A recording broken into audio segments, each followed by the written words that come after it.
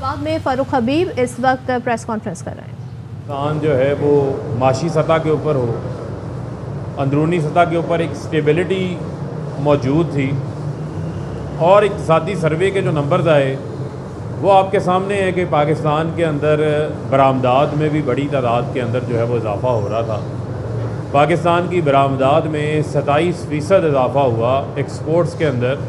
और जब हमें हुकूमत मिली थी 2018 के अंदर, तो नून लीग के 5 साल दौरे हुकूमत के अंदर पाकिस्तान की एक्सपोर्ट्स के अंदर किसी किस्म का कोई इजाफ़ा नहीं हुआ। इमरान खान साहब की इस 3.5 साल हुकूमत के दौरान हमें बड़े बड़े चैलेंजेस जो हैं उनका सामना करना पड़ा। सबसे बड़ा जो चैलेंज है वो 100 साल तारीख़ के अंदर एक वबा ऐसी आती है जो कोरोना की वबा आई। उस कोरोना की वबा के अंदर हमने ना सिर्फ अपनी इंडस्ट्री को बचाया, ना सिर्फ सनतों को बचाया, बल्कि लोगों के रोज़गार को भी बचाया, उनको बेरोज़गार होने से बचाया। उसकी मिसाल ऐसे है कि 3.5 साल के अंदर पाकिस्तान तहरीक इंसाफ की हुकूमत ने, वज़ीर आज़म इमरान खान ने पाकिस्तान के अंदर 55 लाख नए रोज़गार के मौके पैदा किए। ये लेबर सर्वे आ चुका है, ये मैं अपने से बात नहीं बता रहा, ये एक सरकारी दस्तावेज़ है। उसके मुताबिक 55 लाख नई नौकरियां पैदा हुई, जबकि कोरोना की वजह से पूरी दुनिया में लोग बेरोज़गार हुए। पूरी दुनिया में मईशत जो है वो नेगेटिव ग्रोथ में चले गई। और बड़े बड़े ममालिक हैं, हमारा हमसाया मुल्क भारत है, उनकी मईशत नेगेटिव में थी, बरतानिया की मईशत नेगेटिव ग्रोथ में गई। लेकिन हमने इसी कोरोना के दौरान हमने मसलसल 2 साल तकरीबन 6.5% ग्रोथ दिखाई, जो कि ग्रोथ हर सेक्टर के अंदर थी। ये कोई क्रेडिट कार्ड ग्रोथ नहीं थी कि आप उधार लेते जाएं, खर्च करते जाएं। कि मिसाल ऐसे ही है कि एक बंदा उधार लेके नया घर भी ले ले, नई गाड़ी भी ले ले और कहे कि मेरी बहुत तरक्की हो गई है, जबकि उसका कारोबार नहीं बढ़ा होगा, उसने कर्ज़ा लेकर अपनी जो है वो शो शाह लोगों को दिखा रहा होगा। यहाँ ऐसा नहीं है। इमरान खान ने जो 2 साल ग्रोथ मुसलसल 6% दिखाई, इसमें हमारी जो लार्ज स्केल मैन्युफैक्चरिंग 10% बढ़ी, 7% इंडस्ट्री में ग्रोथ आई, इसी तरीके से 4.5% एग्रीकल्चर में ग्रोथ आई, यानी कि किसान की पैदावार में इजाफा हुआ। पैदावार आपकी चावल की भी बढ़ी, आपकी मकई की पैदावार बढ़ी, आपकी गन्ने की पैदावार बढ़ी। और यही वजह है कि पाकिस्तान के अंदर पिछले साल से ज़्यादा इस साल 75 लाख टन जो है वो आपकी चीनी पैदा हुई है, जिसकी वजह से चीनी का रेट नहीं बढ़ा। लोगों को चीनी जो है वो सस्ते रेट के ऊपर जो है वो इस टाइम मुहैया है। और ये वो सारा सिनेरियो है जो मैं आपके सामने रखना चाह रहा हूँ कि ये इमरान खान 3.5 साल में हुकूमत यहाँ तक लेकर आए। उसके बाद एक बैरूनी साजिश जो कि एब्सोल्युटली नॉट की वजह से बैरूनी साजिश बन जाती है, और उस बैरूनी साजिश के साथ यहाँ पर जो लोकल हैंडलर्स हैं, जो यहाँ के मीर जाफ़र, मीर सादिक, जो कि ये PDM की तमाम जमातें हैं, जो कि नाम की पाकिस्तान डेमोक्रेटिक मूवमेंट है, बल्कि हकीकत के अंदर जो 75 दिन में इन्होंने किया है, ये पाकिस्तान डिस्ट्रक्शन मूवमेंट बन चुकी है। ये पाकिस्तान तबाही इत्तेहाद है जो इस टाइम हुकूमत में आ गया है। और शहबाज शरीफ, जिसको ये बताया गया, ब्रांड किया गया, सुर्खी पाउडर लगाकर ये बताया गया कि शहबाज शरीफ बड़े बेहतरीन एडमिनिस्ट्रेटर हैं, जबकि पाकिस्तान पिछले 30 सालों में इसी जरदारी, इसी शहबाज, नवाज़, इन्हीं की पार्टीज़ की वजह से इस दहाने के ऊपर पहुंचा है कि पाकिस्तान 22 बार IMF के पास गया। अब फिर IMF की कड़ी से कड़ी शराइत इनको मानना पड़ रही है। क्या वजह होती है कि हर 3-4 साल बाद पाकिस्तान को जो है बैंक डिफ़ॉल्ट के दहाने के ऊपर आके खड़ा होना पड़ता है। वो यही वजह है कि इस मुल्क के अंदर एक करप्ट माफिया आकर इक़्तिदार में बैठ जाता है, इक़्तिदार में आकर राइज हो जाता है। और मैं अब आपको बताना चाहता हूँ कि ये जो बेहतरीन एडमिनिस्ट्रेटर के तौर के ऊपर जिसको लाया गया था, वो तो बदतरीन एडमिनिस्ट्रेटर साबित हुआ है। पिछले 75 रोज़ के अंदर पाकिस्तान एक तबाही का मंजरनामा पेश कर रहा है। आम आदमी इस टाइम फाकों के ऊपर चला गया, मज़दूर फाकों के ऊपर चला गया। आम आदमी, लोगों की जो खाने पीने की अशिया हैं उनके अंदर इजाफ़ा हो गया। दाल चना, दाल मसूर, चने की दाल के अंदर 20 रुपये से 90 रुपये इजाफ़ा हो चुका है। जो घी है उसमें से 100 से 150 रुपये किलो घी के अंदर इजाफ़ा हो चुका है। इसी तरह जो बिजली है आपकी वो 16 रुपये का यूनिट 24 रुपये पे चला गया। टैक्स डालने, फ्यूल प्राइस एडजस्टमेंट डालने तो ये 35 से 36 रुपये फ़ी यूनिट 1 जुलाई से हो जाएगा। जो बिजली का बिल 6,000 दे रहा था अब उसका 10,000 आ रहा है, और जो जुलाई के बिल आएंगे वो बिल उसको 15,000 अदा करना पड़ेगा। तो जो आम आदमी, और गैस के रेट 2020 से नहीं बढ़े, हमने गैस के रेट नहीं बढ़ाए थे। हमें पता था कि आम आदमी की इतनी सकत नहीं है, आमदन नहीं है।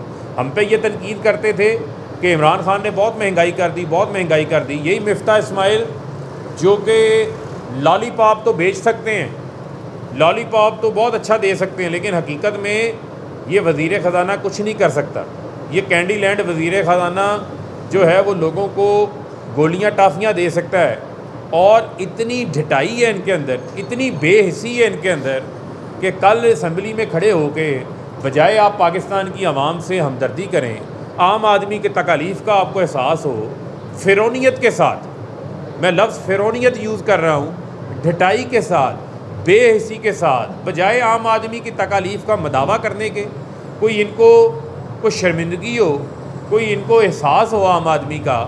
ये कहता है कि पेट्रोल की कीमतें बढ़ी हैं, लोग बाहर ही निकले सड़कों से। और आपने पाकिस्तान की आवाम का, लोगों का हशर क्या कर दिया है। लोगों को अपने बच्चों की 2 वक्त की रोटी कमाना मुश्किल हो गई है। आज हम फैसलाबाद में यहाँ बैठे हुए हैं, फैसलाबाद से फैक्ट्रियाँ बंद हो रही हैं, पावर लूम्स बंद हो रही हैं, बड़ी बड़ी इंडस्ट्री से लोगों को, अपने मज़दूरों को फारिग करना पड़ रहा है क्योंकि उनके कारोबार ख़त्म होते जा रहे हैं। कास्ट ऑफ प्रोडक्शन उनकी बढ़ चुकी है, वो लोग बेरोज़गार हो रहे हैं।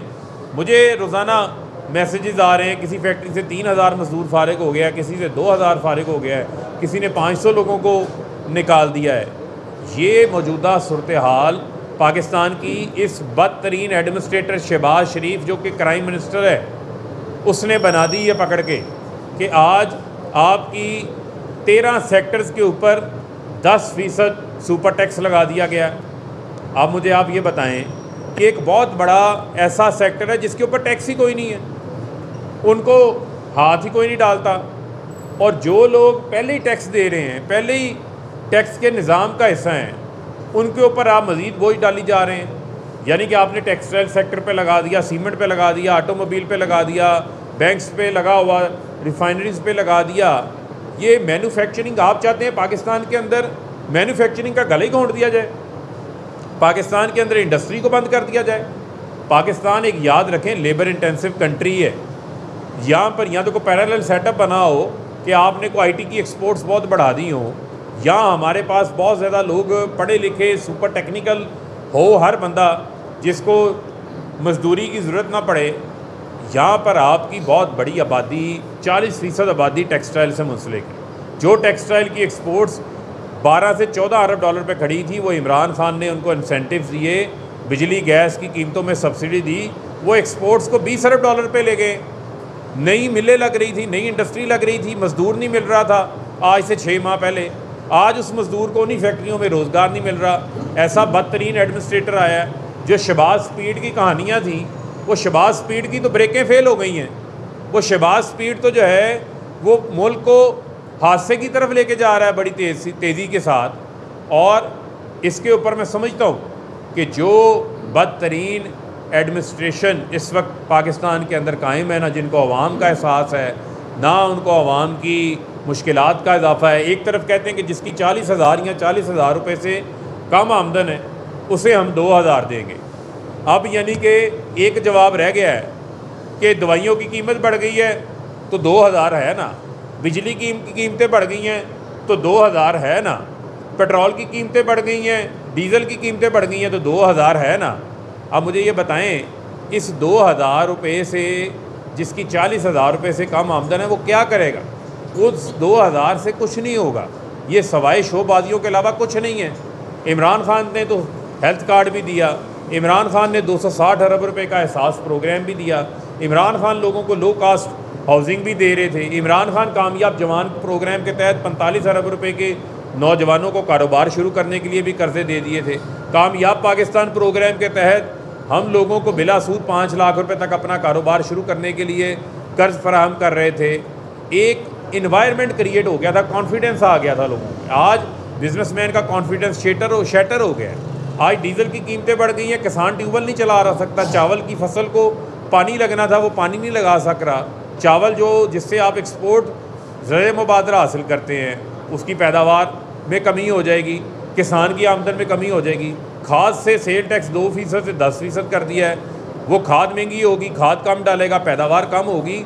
कौन सा सेक्टर ऐसा है जिसके ऊपर शहबाज शरीफ की बदतरीन इस एडमिनिस्ट्रेशन का बदतरीन हुकूमत का बदतरीन नाअहली का असर जो है वो ना पड़ा हो। दूसरी जानिब ये जितने नवाज शरीफ मुजरिम है केस साबित हुआ हुआ है, मरियम मुजरिम है केस साबित हुआ हुआ है, शहबाज शरीफ 8 अरब के केसेस में नैब का मुलजिम है, केस चल रहा है, FIA का केस चल रहा है, पापड़ वाले का फलूदे वाले का केस चल रहा है, नैब तरमीम ले आए हैं। आज हमने इमरान खान साहब ने नैब तरमीम को सुप्रीम कोर्ट ऑफ पाकिस्तान के अंदर चैलेंज कर दिया है और ख्वाजा हारिस वकील हैं इमरान खान साहब की जानिब से सुप्रीम कोर्ट ऑफ पाकिस्तान के अंदर नैब तरमीम के ख़िलाफ़ आर्टिकल 1843 जो आइनी दरख्वास्त है वो सुप्रीम कोर्ट ऑफ पाकिस्तान में दायर कर दी गई है और ये सदा की गई है कि ये जो कानून इन्होंने पास करवाया है जो कि पर्सन स्पेसिफिक कानून है उससे बाकायदा तौर पे इनको फ़ायदा होने जा रहा है। नवाज शरीफ जिसको सजाई हुई हैं, लंदन में महलात हैं, उसके केसेस ख़त्म हो जाएंगे। 21G ख़त्म कर दिया है जिससे कोई बाहर से डॉक्यूमेंट आएगा जो नीलसन और नेस्कॉल का ब्रिटिश वर्जिन एयरलाइन ने बताया मरियम सफदर जो हैं वो उसकी बेनिफिशियल ऑनर हैं, उसका केस ख़त्म हो जाएगा। 1999 से इसका इतलाक़ होगा और इसी तरह जरदारी के केसेस ख़त्म हो जाएंगे। इन्होंने तो मुजरमान ने और मुलजमान ने अपने आप को NRO 2 दे दिया है नैब को बंद करके। तो ये सुप्रीम कोर्ट ऑफ पाकिस्तान के सामने दरख्वास्त दायर हो गई है।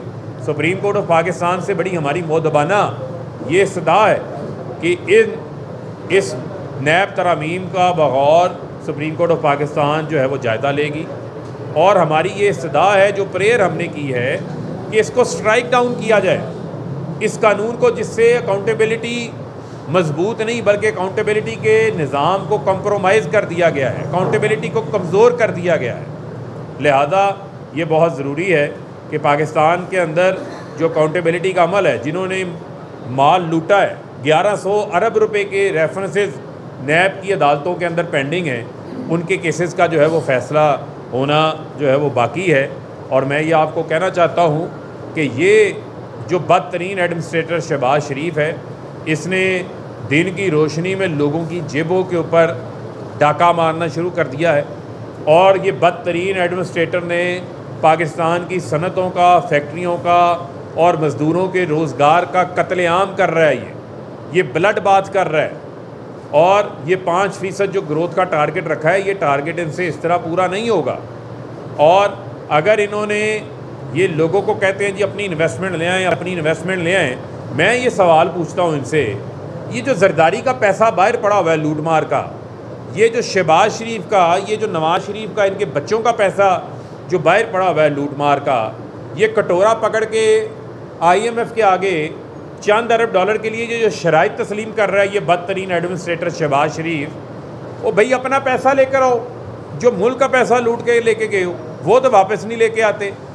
बच्चे आपके सारे बाहर कारोबार कर रहे हैं, लोगों को कहते हैं पाकिस्तान में सरमायाकारी करो, बाहर से कहते हैं कि बैरूनी इन्वेस्टमेंट नहीं आ रही। जब मुल्क का हुक्मरान, यहाँ पे सो कॉल्ड हुक्मरान, जो बदतरीन हुक्मरान है, बदतरीन एडमिनिस्ट्रेटर है, उसका अपना कारोबार, उसका अपना बेटा सलमान शहबाज मुल्क से बाहर बैठा होगा, तो पाकिस्तान में कौन सरमायाकारी लेकर आएगा? कोई सरमायाकारी नहीं लेकर आएगा। और जो 20 ज़िमनी इंतखाबात होने जा रहे हैं 17 जुलाई को, उसमें एक इलेक्शन फैसलाबाद में भी हो रहा है और साउथ पंजाब में, लाहौर में, रावलपिंडी के अंदर, जहाँ जहाँ भी इंतखाबात जंग के अंदर ज़िमनी इंतखाबात हो रहे हैं, इंशाअल्लाह वहाँ से अच्छी खबरें आ रही हैं कि पाकिस्तान की जो आवाम है उन्होंने फ़ैसला किया है कि वो इमरान खान के साथ खड़े होंगे, वो ज़िमनी इंतखाबात में PTI को वोट देंगे। लेकिन उसके साथ साथ मैं समझता हूँ जहाँ ये अब नज़र आ रहा है कि पाकिस्तान की आज गैलप का एक सर्वे आया, इससे पहले इफ्सस का सर्वे आया, फिर इससे पहले आयरस का सर्वे आया, आज गैलप का सर्वे आया कि 75% पाकिस्तानी फ़ौरी इंतखाबात मांग रहे हैं। 75% पाकिस्तानी मुल्क में फ़ौरी इंतखाबात सियासी अदम इस्तेहकाम के ख़ात्मे का हल समझते हैं, तो मुल्क में फ़ौरी इंतखाबात जो हैं वो करवाए जाएँ। इस मुल्क के अंदर इस बदतरीन एडमिनिस्ट्रेटर शहबाज शरीफ और इनके जो हवारी हैं, जो तबाही मूवमेंट इन्होंने PDM के नाम से बना रखी है, ये मुल्क का नुकसान कर रहे हैं। इनका एक एक लम्हा मुल्क के लिए नुकसानदेह है, लिहाजा मुल्क को इंतखाबात की तरफ लेके जाए। और अगर कोई ये समझता है कि वो धांधली करेगा या धांधली का मंसूबा बनाकर उस पर अमल दरामद करने की कोशिश करेगा, तो वो मुल्क का खैर ख्वाह नहीं है। इन नताइज को पाकिस्तान की आवाम कबूल नहीं करेंगे। जो नताइज इंजीनियर्ड किए जाएँ, जो पब्लिक की राय के ख़िलाफ़ हों, और आज मीडिया भी आज़ाद है, गली मोहल्लों के अंदर आप कैमरा लेके जा रहे हैं, वहाँ पर आपको व्यूज़ नज़र आ रहे हैं कि लोग शहबाज शरीफ की जो बदतरीन एडमिनिस्ट्रेशन है, बदतरीन जो एडमिनिस्ट्रेटर साबित हुआ है ये, उसको पहचान चुके हैं। अब इनके पास जो है वो करने को कुछ नहीं है। और मैं समझता हूँ कि मुल्क को फौरी तौर के ऊपर इंतखाबात की तरफ जो है वो लेके जाना चाहिए, ताकि मुल्क में सियासी अदम इस्तेहकाम ख़त्म हो सके और मुल्क माशी तौर के ऊपर भी इस्तेहकाम में आए इंतखाबात के बाद, नए वज़ीर आज़म मुंतखब होने के बाद।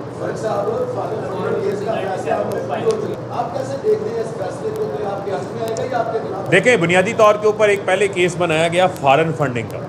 उस फ़ॉरेन फंडिंग के केस का तो ख़ात्मा हो गया जब इलेक्शन कमीशन ने ख़ुद तस्लीम किया कि ये ममनुआ फंडिंग का केस है, और पाकिस्तान तहरीक इंसाफ वाहिद जमात है जिसने सियासी फंड रेजिंग की बुनियाद रखी। वरना यहाँ पर तो जो माफियाज होते थे, बड़े बड़े इंटरेस्ट ग्रुप्स होते थे, उनसे पैसे ले लिए जाते थे और उन पैसों को लेने के बाद उनके इंटरेस्ट को वॉच किया जाता था, वही पार्टी फंडिंग होती थी। तो हमारे पास कुछ छुपाने को नहीं है, हमने पूरा अपना हिसाब दिया है। इलेक्शन कमीशन के ऊपर हमारे तहफ़्फ़ुज़ात अपनी जगह पे मौजूद हैं, लेकिन ममनुआ फंडिंग केस के तहत किसी सियासी जमात के ऊपर पाबंदी नहीं लगाई जा सकती, जिसके चक्कर में ये अकबर एस बाबर को मरियम सफदर ईजी लोड करवाती रही है। तो लिहाजा केस का फ़ैसला आने से पहले इनको नाकामी जो है वो हो चुकी है। जो गड़ा इन्होंने PTI के लिए खोदा था उसमें ये खुद गिरे हुए हैं। इलेक्शन कमीशन PTI का केस तो सुन लिया, अब पीपल्स पार्टी और नून लीग का केस भी 4 साल से पेंडिंग पड़ा है, उसको भी निकालें और इनको लाडला ना समझें, ये लाडले नहीं हैं। इनके केस के ऊपर भी जो है वो फैसला करें।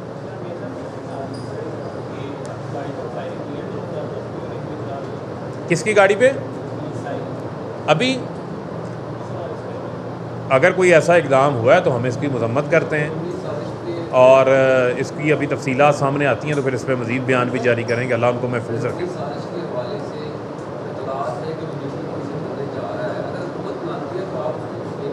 देखें, हम किसी किस्म का ऐसा कमीशन जो कि हुकूमत के ताबे होगा या हुकूमत बनाएगी, तो ये तो बैरूनी साजिश कामयाब बनाने वालों में शामिल हैं, तो इनके ज़ेरे एहतमाम तो कोई कमीशन काबिल कबूल नहीं है।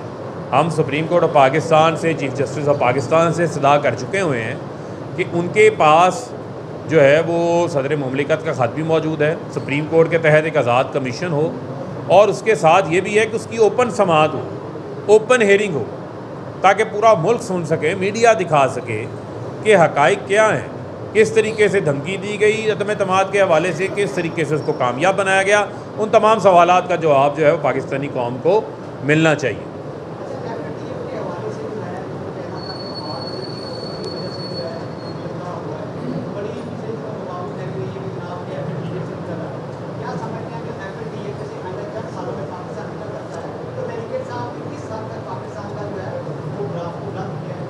देखें, मैं फिर आपको ये कहना चाहता हूँ, आपने देखा इक़्तिसादी सर्वे आया, हमारे नंबर्स आ गए माशी तौर के ऊपर।